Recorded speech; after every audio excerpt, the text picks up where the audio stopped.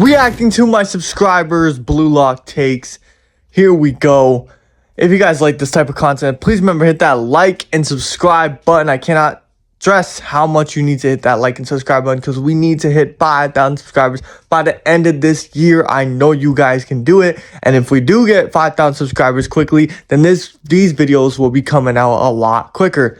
Anyway, without further ado, let's get right into this. The first take we have here is Hiyori getting Metavision and beating Lorenzo has got to be the top plot convenience and plot armor moment in the entirety of Blue Lock. Honestly, I'm going to be completely honest with you. There has to be a bigger plot convenience moment. It's not coming to my head right now, but this is definitely top 5. You're so right. Because listen, everyone who's a defender of this moment, tell me how this is not convenience. Like, you might argue on how it's not plot armor, but it's definitely plot convenience because Isagi literally needed someone on his team to be able to beat Ubers who could also use Metavision. And boom, right then and there, Hiyori pops up. Now, you could say this was foreshadowed, yada, yada. But I would say to that is that, bro, like, I feel like they should have been more outright with the foreshadowing because it just kind of felt like, oh, Isagi needs a person with Metavision. Oh, we have one on the bench right here. Put him in right now. You know what I mean? It was just some bullshit in my opinion. But either way, that's not even the worst of it. The fact that Hiyori goes from being a bench player to someone who's rainbow flicking over Lorenzo and throwing passes without even looking at his striker is even more crazy. That is just straight bullshit right there. I'm not going to lie. Nagi's comeback is inevitable. Very, very cold take. I'm not going to lie. This is in the video because it's Nagi. But no hate to this guy here. He at least put a comment. Either way, yeah, Nagi's comeback is quite literally inevitable, bro. This dude is literally one of the best strikers when it comes to weapon. He literally has one of the best weapons. He just needs to find that ego. And once he finds that ego, it's over. I'm telling you guys, Nagi will be top 2, top 3 striker by the end of Blue Lock. Trust me. Kunigami scoring the final goal in the PXG game is a valid possibility. The moment Isagi pitched to Kaiser, the fair way to settle who scores the final goal is through luck. Kiora, as well as being the playmaker that supports the underdog that most likely will be Kunigami, could support this possibility and could also leave Isagi and Ikazu's rivalry unsettled till the U20 World Cup. Now, I see what you mean with the whole Kunigami thing, but in my opinion, I just don't see it. The dude has, I don't even know if he's been on a page for like the last 10 chapters. I don't remember if he's done anything for the last like 10 chapters. And no disrespect, I do understand what you're trying to say. Oh yeah, Kiora supports the underdog, Kunigami's the underdog, and Isagi's talking about luck here, so whoever scores is going to be through luck. But I feel like even if you want to keep Isagi and Kaiser's rivalry unsettled, I don't know. I feel like even if one of them scores, it won't be unsettled because they're on the same team at the end of the day. They're working together to score. So it's not going to be one person's individual effort who makes them score. They're going to understand that oh yeah, we needed both of each other here to end up scoring the final goal. So even when they make it to the World Cup, it's going to be about proving who's better. But over here, it's just them working together. You know what I mean? So I wouldn't think that would leave the rivalry like closed or like that would mean that, oh shit, you know what, Isagi rivalry done, this guy's better. I don't think that's going to be like that. I think even whoever scores, it doesn't matter.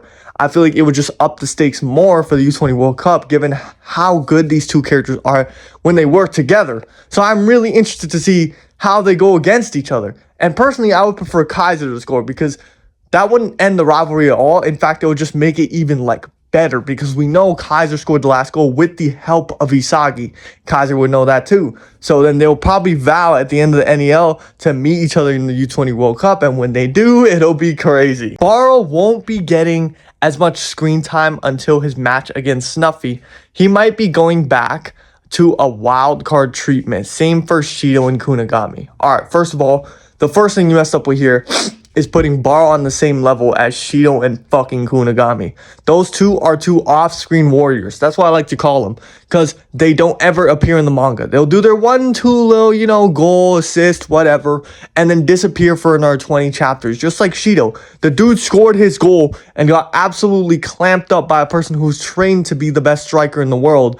Although the guy has a great body, he's still getting clamped up by a guy who literally has all the specs, or he's a carbon copy of Noel Noah. So I don't understand how the fuck Shido fans are still coping. Like, oh man, he's just getting the wild card treatment. No, bro, no. He's not getting no wild card treatment. He fucking sucks. He's an off-screen warrior. Baro will never be an off-screen warrior. I'm sorry. Baro is too important to the plot. He's one of the biggest characters, one of the most popular characters. The author is never leaving him like that, I'm not gonna lie. Lorenzo was a plot device to guard Kaiser.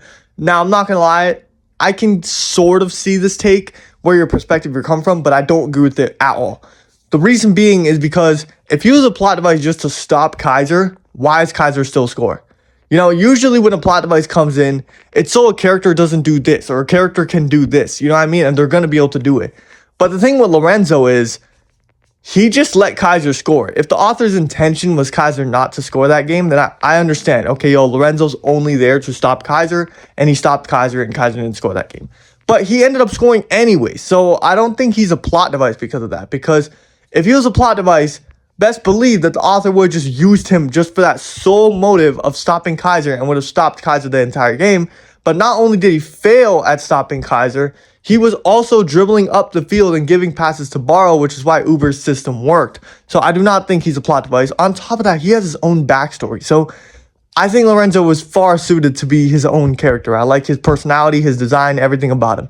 So I don't think that he's a plot device at all, not gonna lie. The next take here, we have Karasu and Atoya are the best duo in bluelock.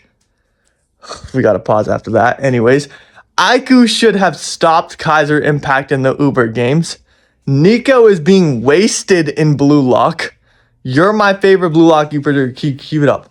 Okay, thank you for all the support. All right, thank you, but I'm not gonna lie, I'm gonna have to cook you for that first fucking take. Karasu and Atoya are nowhere near the best duo in bluelock. They are nowhere near it. There are so many better duos. Isagi and Rin, Isagi and Nagi. Come on, but I can go on for days. Those guys were good back in the third selection, second selection phases. They were good back then. But if we're talking currently, bro, they're fodder. Both of them are fodder. I understand Karasu just got Metavision, and yeah, he's getting a little buff. But bro, Atoya fucking sucks. I don't give a shit. Bro, Bachira is literally going into every match with their head down, saying, oh my gosh, we need to give the ball to fucking Bachira, or we're gonna get our ass whooped. I'm not even joking. That's their whole game plan. Give the ball to Bachira and pray. That's their whole game plan, bro. And I'm going to keep it a buck, bro. Atoya hasn't been doing shit. You could tell by his salary. You could tell by... He just looks like someone now that's just a background character. I think the author just forgot about his ass. And I wouldn't be surprised if he gets eliminated in the NEL anyways, because he's just not that interesting of a character in the first place. Some people might find him interesting, but in my opinion, I never really bought into the Atoya hype. And with Karasu, yes, he got Metavision, so he got a buff, but bro...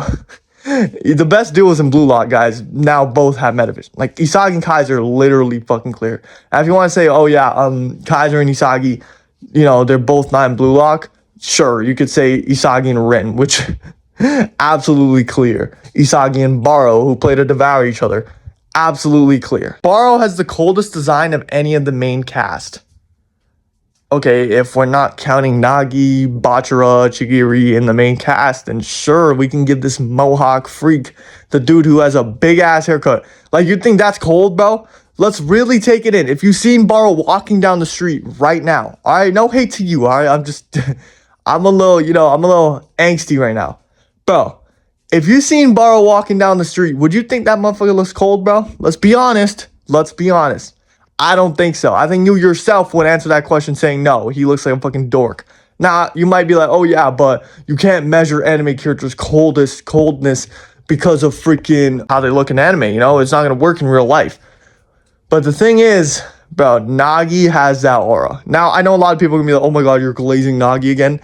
Even Chigiri and Bachira, I think, have colder designs than Baro. Like, the hair, just like the whole...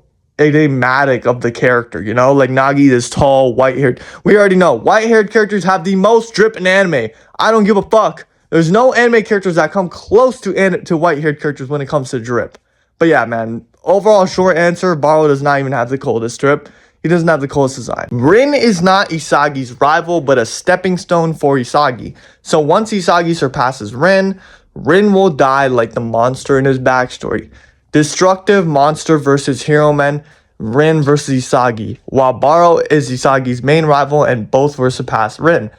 Okay, I can see what you're saying here. I'm not gonna lie. I feel like something like that will happen. Isagi will eventually end up surpassing Rin and just lapping around him.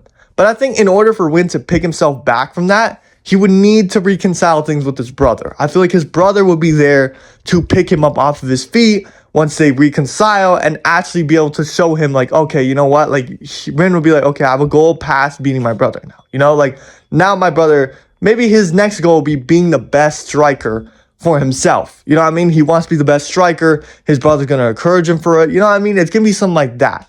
Not just destroying his brother, not just destroying freaking Isagi. Either way, you said Baro's Isagi's main rival. For now, I'll give it to you. I think Kaiser is too.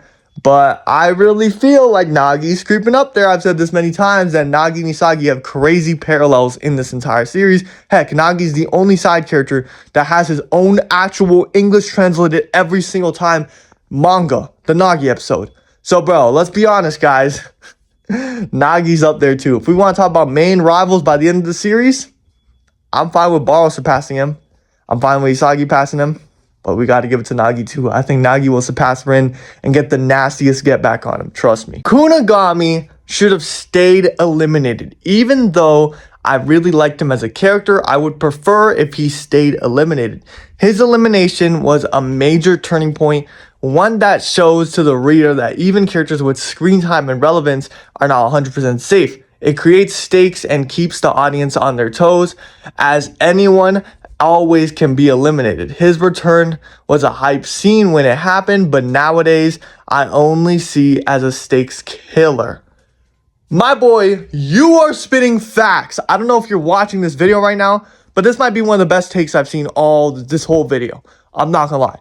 Bro, this guy is spitting. Kunigami, not the fact that he literally just killed the stakes of the series, you know, he also came back and set up a whole plot line for him and Shido to, like, you know, revenge and shit. And that was so underwhelming. Like, barely anything happened in that plot line. Yeah, you could say, oh, he locked up Shido. Bro, I expected way better. I'm not gonna lie. Be honest, guys. When we seen Shido and Kunigami meet again, we expected way better. We expected trash talking. Kunigami just came back and ended up being a bum, bro. Like, he was hyped up the first two, like, games, and then he turned into an absolute fodder character.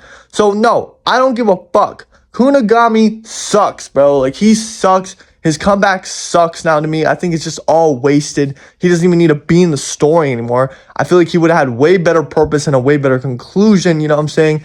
Losing to the villain as the hero and realizing that his nice way of soccer, nice way of football doesn't work, and he gets eliminated by Shido, who ends up being the villain for the next arc. I feel like that would be a perfect conclusion for him, but I don't know why the author of Blue Lock wanted to eliminate Kunigami. Metavision should have been only an ability for Kaiser and Isagi. Nowadays, whenever a player gets Metavision, it doesn't bring as much hype as when we first seen it.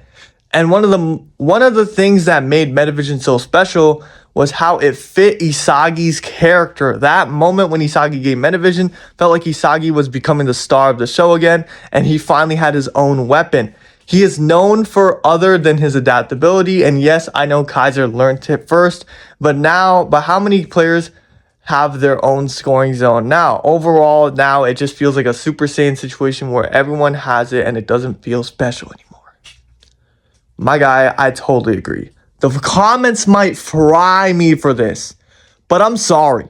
Let's be honest, guys. The first time we seen Isagi use Metavision in that Manchine match, it felt like the dude was finally ascending to a whole different level. We just seen Rin hit this insane flow in the U20 match that we've never seen before from any player in the entire series.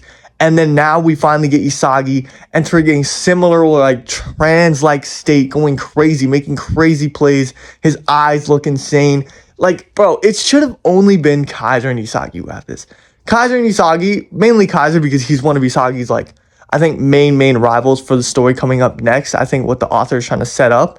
And Isagi, just because Isagi, bro, adaptation, spatial awareness, these are all weapons that he had, but he never really had, like, a crazy weapon, though. Like, one weapon that just, like, helped him get the edge over everyone. You know what I mean? But now he had his freaking Metavision, which helped him adapt to a whole different level. And I know people might say, oh, but Sei had it before him. You could give it to players like super, like, rarely. I'm not mad at you giving it to players super rarely, but why the fuck does Hiyori have Metavision, bro? Hiyori, Karasu, Ryo. Why do these characters have Metavision? Ryo already has a great ability. Why the fuck does he have Metavision? I don't like this whole Metavision shit because now it makes the games 10 times more complicated than they would usually be. And it adds so much more room for different interpretations. Like, oh shit, how did Metavision not see that? How did Metavision not do that? You know what I mean? And then in some cases, the Metavision would do that. And you'll be like, how the fuck did they do that?